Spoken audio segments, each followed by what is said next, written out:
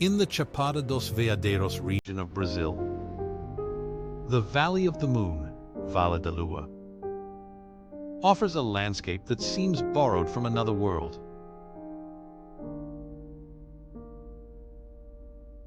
Named for its lunar-like terrain, this area features smooth, curvaceous rock formations, sculpted by the relentless flow of the São Miguel River.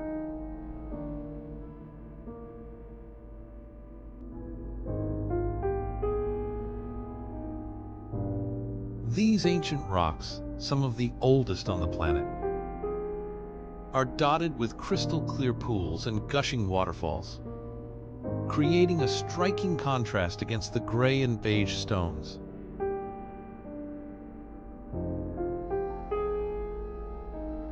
The erosive power of water over billions of years has carved out deep craters and peculiar shapes in the quartz and sandstone.